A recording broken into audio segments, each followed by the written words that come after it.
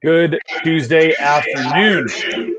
Welcome to today's edition of NCSA Live. I am your host, Danny Koenig, Director of Regional Recruiting. I'm joined today by Philip Wells, Recruiting Manager, and we have a special guest on today. You'll see there on the left side of your screen, a new face. Her name is Pam Monnier. She is a former college coach. She has volunteered her time to impart some wisdom on the recruiting process. Pam, good to see you. Thanks for being here today.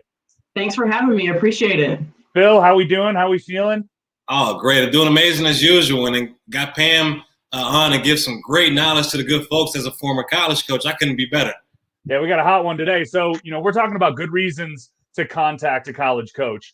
I do want to acknowledge that we are on Facebook, we are on Twitter, we are live on YouTube today. Check us out on those platforms, subscribe. You'll get those updates for when we host these. And then, of course, towards the end of the show, we're going to do some live Q&A. So as you guys have questions about either today's topic or anything that has to do with the recruiting process, would love to get to those questions here in about 10 or 15 minutes or so, but really want to focus on why you should be contacting a college coach. Obviously really excited to have Pam on today to bring her perspective as a former head coach, a former collegiate head coach. So a couple things that we want to cover today. First and foremost, why is it important to contact college coaches? And of course, some of those reasons to contact college coaches, but we also want to focus on how to keep those that communication going with college coaches. So it's not necessarily just about letting those coaches know of your interest. You want to take some measures towards actually building a relationship and getting to know that coach. So we're certainly going to be talking about a couple of those things. But Phil, why don't you kick us off? This is obviously a really big thing that we talk about, the idea of being proactive in this process, because we know that it's not necessarily that the right coaches are going to find your athlete through the NCSA platform, and scholarships don't just fall out of the sky. So when we talk about being proactive in this process, Phil, what are we talking about? It's the name of the game. We got to be proactive as student athletes to make sure, again, we can get our information out to those college coaches. We got to make sure college coaches can know about us. And the best way to do so is to really take control and put your recruiting in your own hands and have that outreach. As a college coach, again, tons of different scheduling conflicts. We have lots of stuff going on as a college coach. And as a student athlete, that consistent student athlete with that consistent message, continuously reaching out to that coach and being very persistent, that student athlete is going to stand out. That student athlete is going to differentiate him or herself from other athletes potentially looking at that same school, potentially looking to, form a relationship with that same college coach. But we got to remember, as busy as these college coaches are, it's a two-way deal. It's a two-way relationship. It needs to be a good fit in both categories. And again, at some point, the college coach, they're going to have some time to be proactive and reach out to you between a lot of different factors outside of their season at the permissible recruiting dates. There's going to be a lot of time for them to reach out, but we have to set the tone as student athletes. We have to give that college coach a reason for that coach to want to reach out to us. If we're not, we're shooting ourselves in the foot. In some cases, we're putting ourselves at a disadvantage. And again, that's another chip off our shoulder where we may not be getting recruited. Well, 100%. And Phil, we know that these athletes have preferences for going to school. It's about having that conversation with your coach about what's possible and having a conversation with your parents about geographic location and tuition preferences, all sorts of things. So this process is really about, taking the schools out there that are available to you, figuring out which of those you really like, and then just raising your hand and letting the coach know. So this is a perfect time to bring Pam in. Pam is a record holder at SUNY Cortland. Pam, I think you still hold the record for saves for women's soccer at SUNY Cortland. She and I coached together at a high academic school, Division III school called Vassar College out in New York. And then Pam just came off several year stint as a head coach at Pam, Allegheny, right? You were at Allegheny College in Yep. Pennsylvania. So, you're closest to this than anybody, and I certainly want to get your perspective here. But me as a college coach, I always love hearing from student athletes, right? Huge part of the process. Those are the students that you put your star, kind of a star by them with the recruiting process. But Pam, what are some of the reasons why you like having a student athlete reach out to you as a college coach? Yeah, I think, you want to see that indicated interest. I think that's really important. Obviously, you want it to be personalized. When a student athlete goes above and beyond to indicate that they're invested in your institution, and it's not just because they're reaching out to every school under the sun. I think that's really important.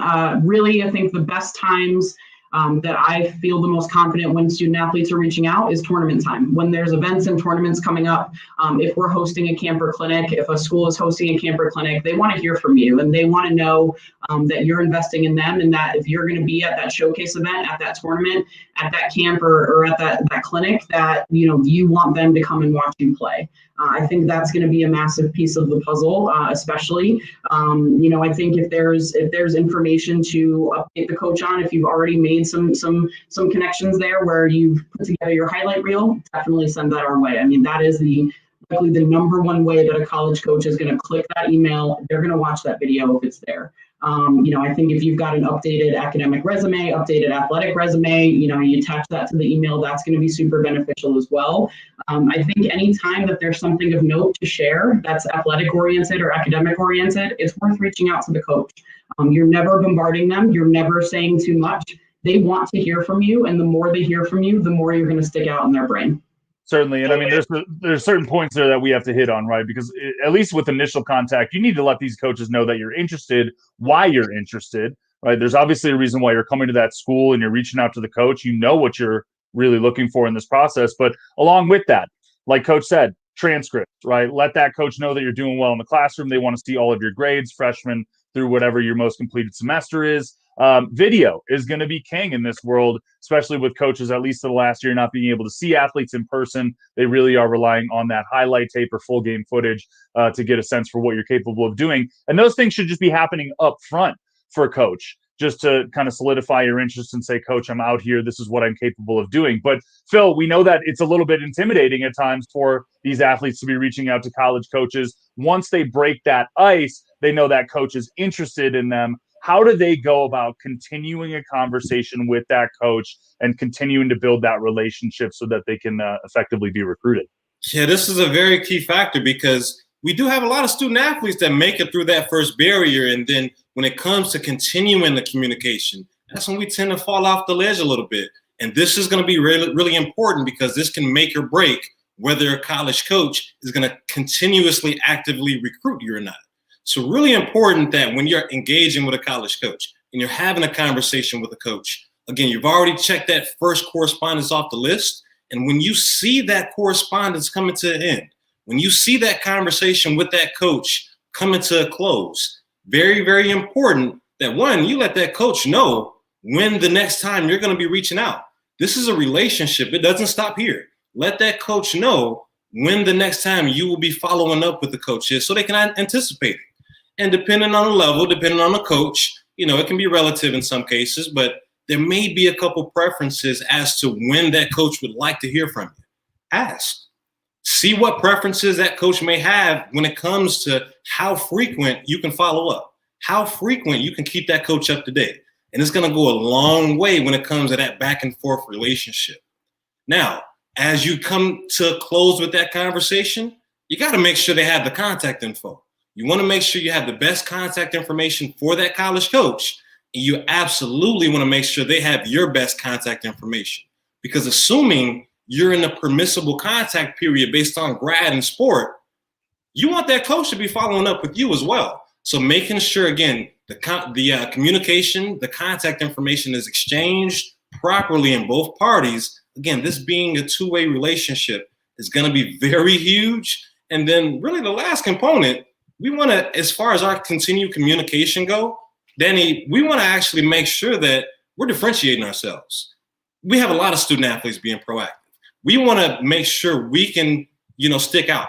We want to make sure we can extend something to that coach to make sure they know that we're genuinely interested in that program. And we're not just shooting out a mass emails to schools and seeing who bites. We want to throw something in there like Go Eagles. We want to throw something in there specific to the school. We want to throw something. We want to comment on the schedule if they're in season. We want to do everything we can to not only reach out and follow up genuinely, but we want to show that generosity by actually, again, extending a great message to the coach that's very personal. And I love that. I think that's a brilliant way about going about it. It shows that you've done your research. It shows that you care a lot about what that program is doing and that you want to integrate yourself into that. I want to bring Pam back into this conversation. I want to get her perspective as a recruiter, as a former college coach. At this point, Pam, we're talking a lot about these athletes being proactive. That's absolutely something they need to be doing. That is the preference of college coaches. But, it's not always easy as a college coach either. As a recruiter, you do have to figure out how to keep those conversations moving forward. You have to figure out how to structure your check-ins with athletes to get the information that you need to adequately recruit somebody. What are some of the things that you would do to keep a conversation going with the recruit in the recruiting process? Yeah, I think from that perspective of a college coach, you want to make sure that there are milestones kind of coming up along the way. You don't want the conversation to kind of dwindle and die. You want to make sure that, you're expressing that, that I'm expressing that I know when you're going to be playing it next, that I'm continuing to further that communication after the tournaments, leading up to tournaments and things of that nature. It is absolutely a two-way street. It is super important that both sides of the coin are fully invested in those conversations. So a lot of onus does fall on the college coaches as well. I think there are times where they are super busy and there are a lot of things going on where you might just get a quick note back. Don't hesitate to continue to reach out and get on their radar, to stay on their radar. I think some of the big things there are, do you have events coming up that you want that coach to attend? Are you planning a visit to the school coming up where you want to make sure that you're prioritizing the opportunity to meet directly with that coaching staff? Are you planning on attending a camp that is an ID camp where there might be multiple coaches and it's regionally located where that coach might be able to get there? I think that's a huge piece of the puzzle as well. The more you can have touch points along the way, and I think, obviously with things that occurred this past year, a lot of that was primarily online. And now that things are opening back up, you want to have those opportunities to be seen in person by these coaches. It is a huge piece of the puzzle, a huge part of the conversation.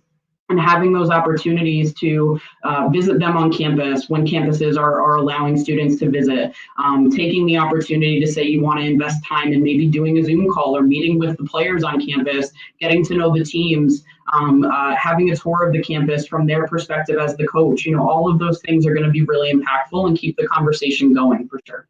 And those are pieces of gold, right? That is just, you're trying to, as an athlete, get an experience out of that school, out of that coach, out of that program, that athletic department. So, being organized, communicating ahead of time with that coach is going to be essential so that coach can spend some time setting up a good experience for you. The after is always going to be very important. Thanking that coach, giving a coach of your summary on time, on campus, of your time on campus. But that could even be, coach, after spending some time there, I just don't think this is the right fit for me. I'll let you know if anything changes. That is as valid as anything. So really just opening up lines of communication with those coaches, but also doing your homework and making sure that you're doing that in a very pointed way so that these coaches know of your interests. Just very briefly, and then we'll get to some questions here very shortly, but I would like to take this opportunity with Pam to kind of go through an exercise, because I think it's a little bit scary for a lot of student athletes when they get on the phone with that college coach for the first time. Someone who's been doing this for 20, 30 years, if you're 15, 16 years old, that's not very comfortable all the time. So, Pam, what can an athlete expect from a college coach the first time they get on the phone with them? Yeah, well, I think first and foremost, you need to have those phone calls. They have to happen. It's a great way to build those connections and to have those kinds of conversations that are going to push the conversation forward.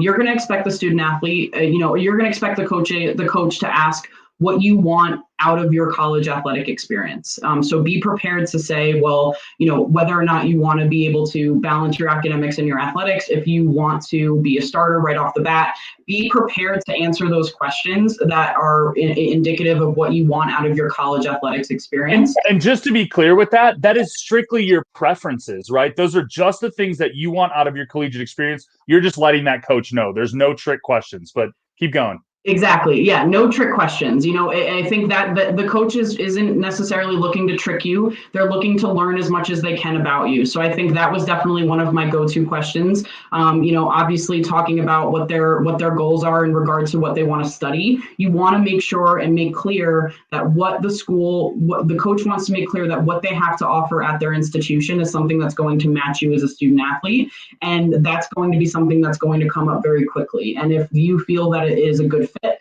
Obviously, you hope that the student athlete has done their homework on the institution. Coaches may throw some information about the school itself, about what major they're invested in, what they want to study. I think also diving into what kind of school they're looking for, size-wise, location-wise, et cetera, might happen on that call. And then I think also, of course, diving in more specifically to the athletics piece of the puzzle as well. They should know at that point what position they're playing and things of that nature, but what style of play do you bring to the table if we're talking soccer specifically, or even with basketball? What are your, any sport really, what are your primary skill, what's your primary skill set? What are some of the things that you do really well as an ex-player for this sport?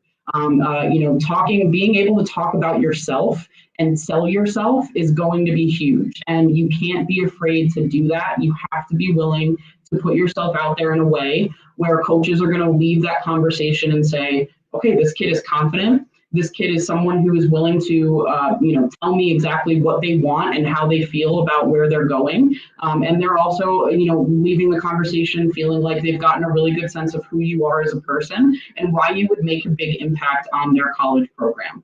You need to be comfortable with having those kinds of conversations and really selling yourself as a student and as an athlete and as a person. I think it's so much more than being a student and athlete. You have to sell yourself as a human being as well and make sure that that's a good fit too.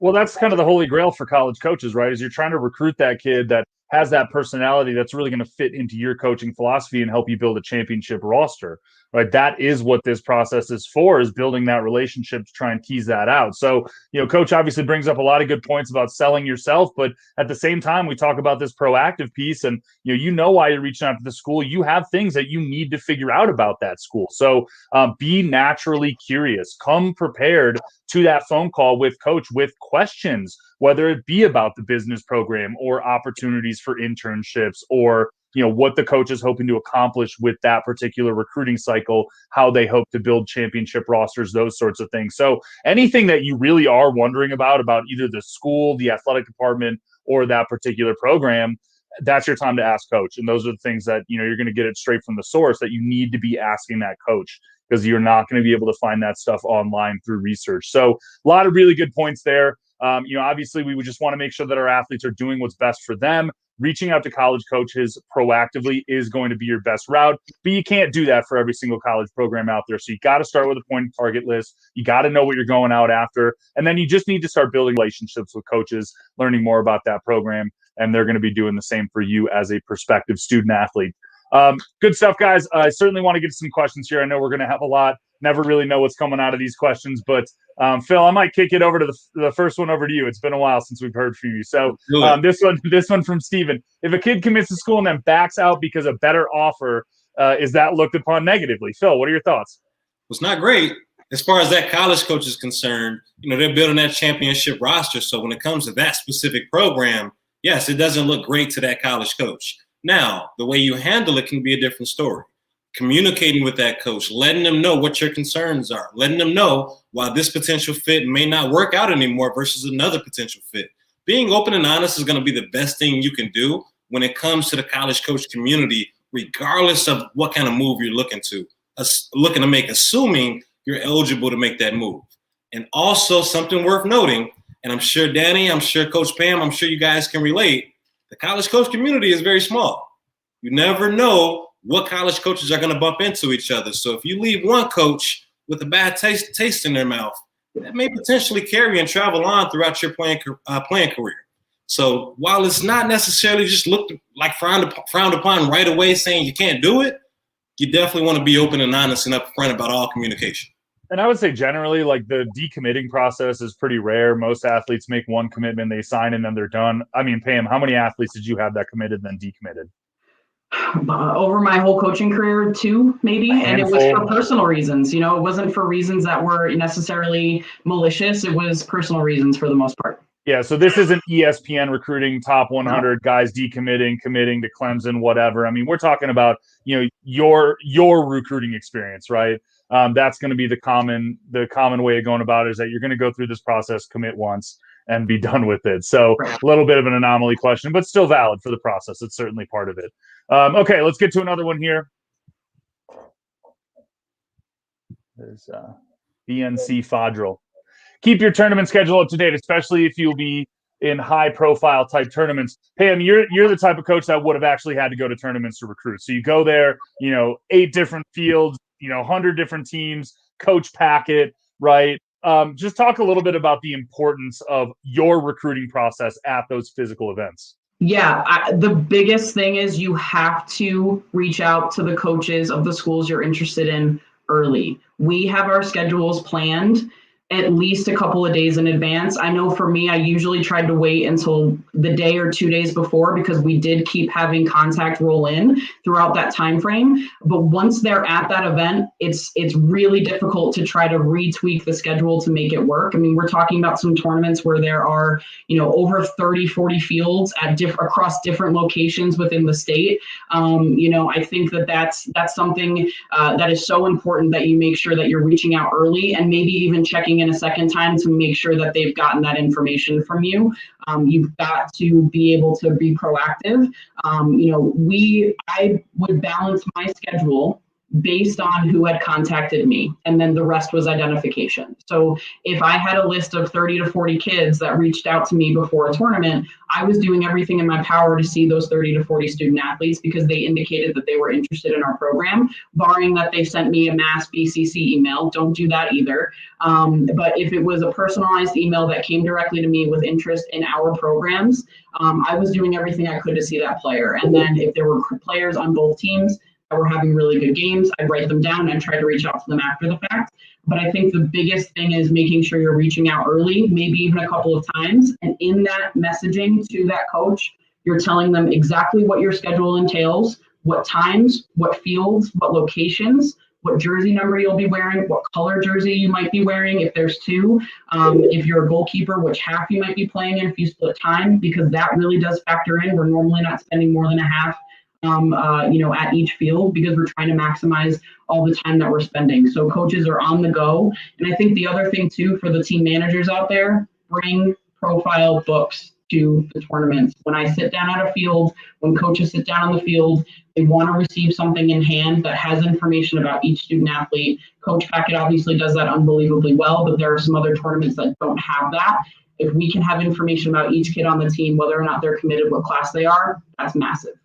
And I think I don't want to stay here for a minute because you're bringing up a lot of good points. This is something we talk a lot about. There is this common misconception that, hey, if I go to showcases and camps, I'm guaranteed to be found by college coaches. The right scholarships are going to start falling out of the sky for me. We know that's not true, right? These things are very, very intentional for college coaches. They go there with a game plan.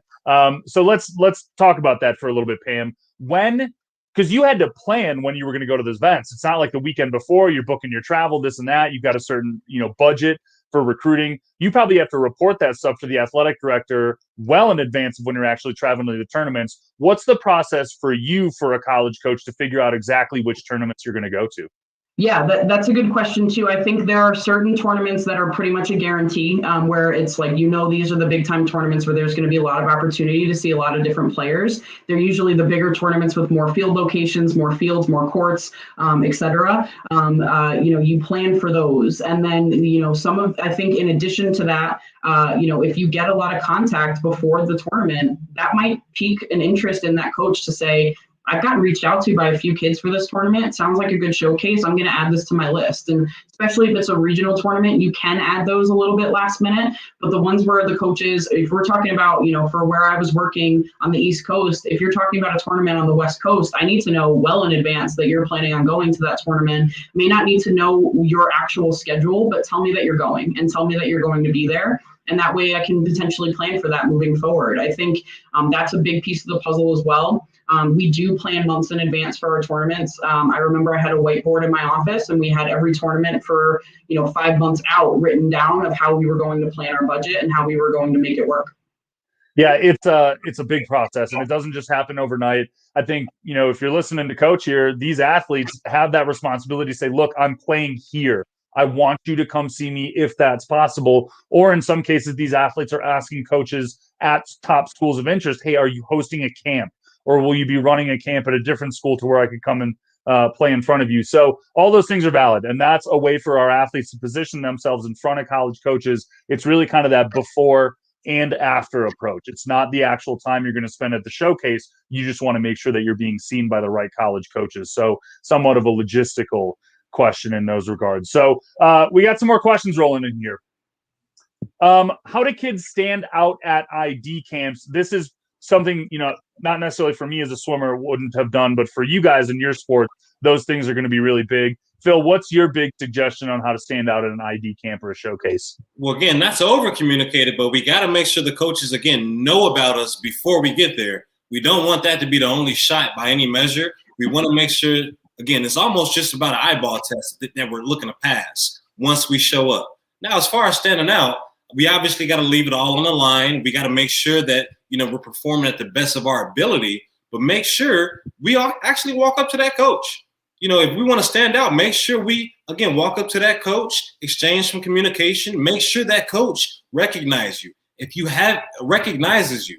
haven't been able to communicate with that coach prior, then actually come up with that little pad of who you are, what you bring to the table, and what you look like as a candidate on paper. And now they have that chance to evaluate you in action. Make sure that's not the only thing that they can evaluate is just your performance. Well, and what Phil's talking about, that evaluation on paper, that's your NCSA recruiting profile. That's your highlight tape. That's your grades. That's what you want to study. That's coach contact points, right? So you should have that ready to rock well in advance of showing up to a showcase tournament, right? You shouldn't wake up that morning and say, hey, how am I going to get my information in front of college coaches? All right, let's get to another question here. This from Jacqueline Smith. What is a make or break on the profile? As in, what is the number one thing that needs to be worked on to catch the eyes of those looking? So, Pam, I know you used NCSA to recruit. I used NCSA to recruit. Something is always going to catch a college coach a little bit differently based on that sport. There's a lot of different things that go into it. But when you were looking at NCSA profiles, what is something you really like to see on there? Video. If we have access to video, if we have access to a highlight reel, it's going to catch the eye of all these college coaches that are looking. I think academic information also stands out incredibly, because college coaches have a certain limit and a certain threshold in which they can recruit a student athlete. If they're below that threshold academically, that's a vital piece of the puzzle as well. It's unfortunately something that's just going to limit their ability to make that connection with you, because if you're not where you need to be grade-wise, it's just not going to necessarily work. But I do think it's worth reiterating how important video is and how much of a kickstart to that contact can truly be. If we see a highlight video and it's done in a high quality way, if it's put together well, if it's showcasing more than you just kicking the ball for soccer in particular, or more than just you kind of hitting shots for basketball, for example. Of course, there are a whole bunch of different ways for video to impact things. We want to see the whole picture. We want to see, more than just you doing what equals points for that sport. We want to see more. We want to see it being more in depth than that, of showcasing your entire game and showcasing how well-rounded you can be as a student athlete. That's absolutely going to make a huge impact, and it's really going to be that headline that draws a coach in to that profile.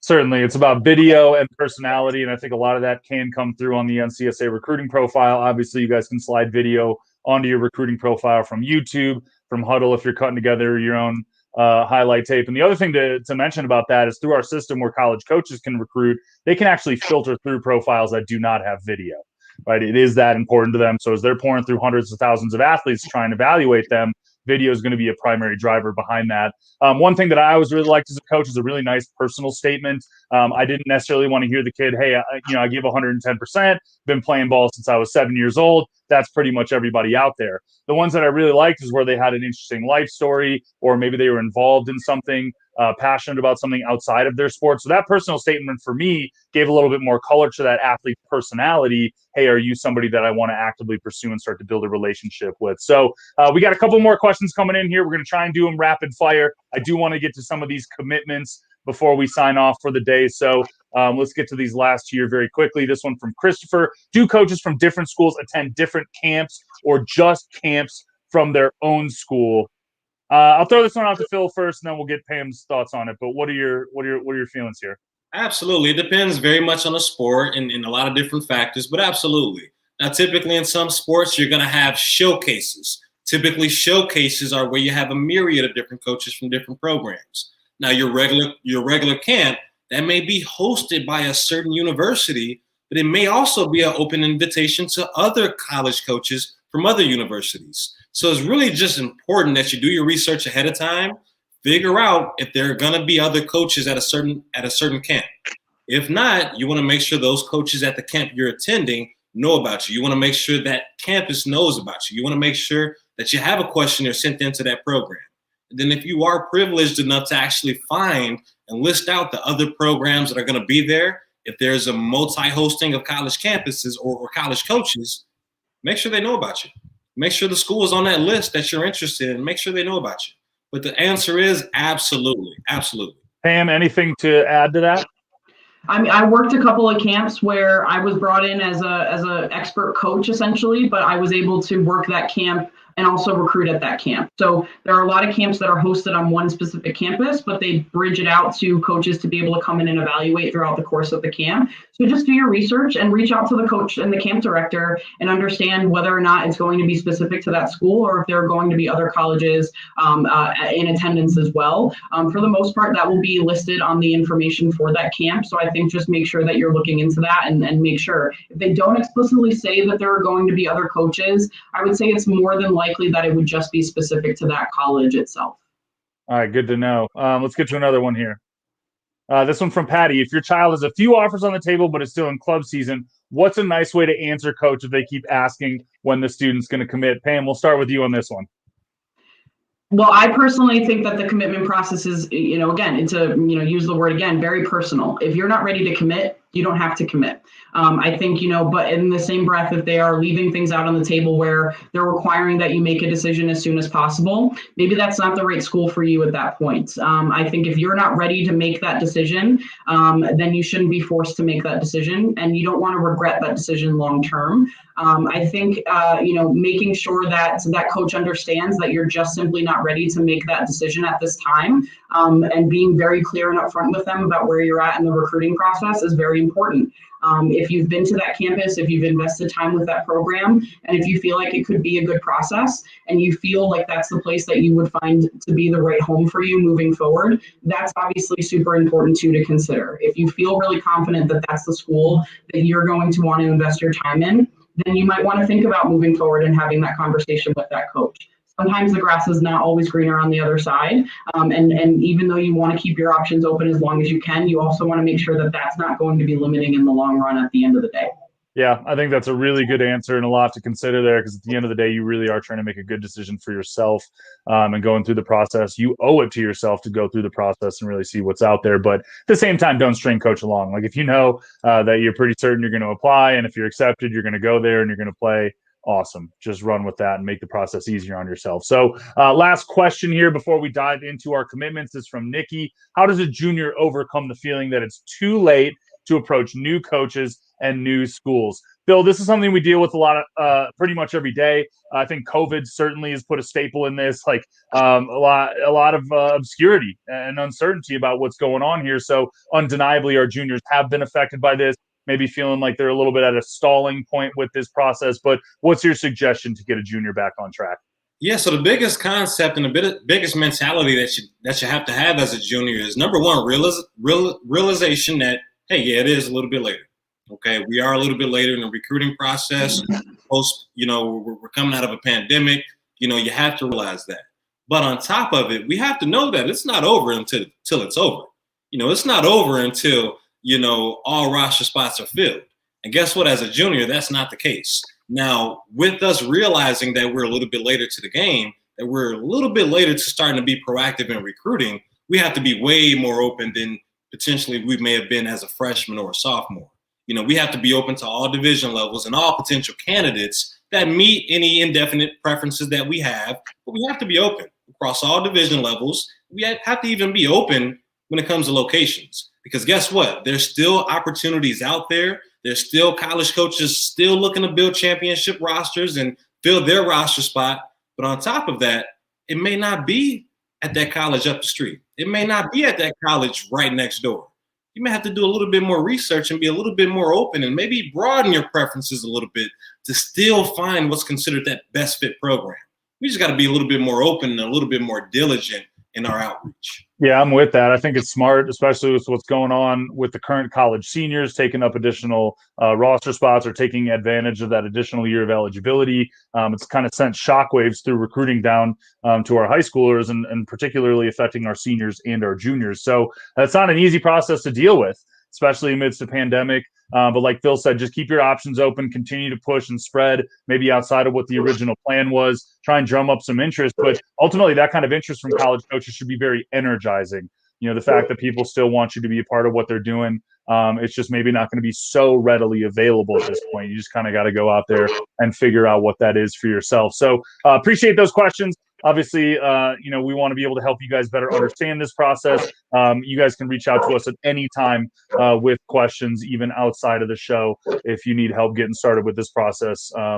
Both myself, Pam, and Phil here to help you guys with that. So one of my favorite parts of the segment, obviously want to get to our commitments, those that have kind of battled through, right, went through this process, dealt with some adversity, obviously with COVID here, in their senior year, and just celebrate that. So first and foremost, Eric Sessoms, he is going to Marion University. That is in Fond du Lac, Wisconsin, a Division III hockey program. They are part of the Northern Collegiate Hockey Association. Congratulations to Eric.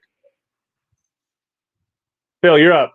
I'll take this one away. Absolutely. You've got Owen looking like a long, slinky guy with a heck of a stroke there. Shout out to Owen Cook there, going over to Christopher Newport University. Again, the action shots never get better. Not a whole lot of action there, a lot of focus there coming from Owen. But huge shout out to Owen, again, Christopher Newton University. And again, these are athletes, as a reminder, that have, again, been through the adversity that the recruiting process holds and have found their dream. All right, Pam, you got the last one. Yeah, and then we've got Trenton Toma, California State University, Long Beach for water polo. Congratulations to you, sir. Obviously, water polo being a little bit more of a niche sport. It's fantastic to see that you've found a home to call your home for water polo for your career for the next 4 years. So congratulations to you. And that's a tough one. Like Cal State Long Beach is a Division I program. There just aren't that many men's water polo programs out there, right, and just very few coveted roster spots. So for him to make it at that level is obviously something pretty special. Huge. But at the end of the day, it's not just about playing water polo. He's there to get an education. He's in a place that he wants to be. Again, went through that whole process of figuring out what is the right school and then opening up those lines of communication to let those coaches know he's interested. So thank you, everybody, for being here. Pam, pleasure to host you here for the first time. Hopefully we're able to see you back on again. Phil, love catching up, man. You bring a lot to the table. So appreciate everybody out there being part of this, asking questions. Again, if you guys need any help, just reach out to us, and we'd be happy to get you guys pointed in the right direction. But as always, Tuesday, 2 p.m. Central Time, we'll be back here again next week. But until then, take care.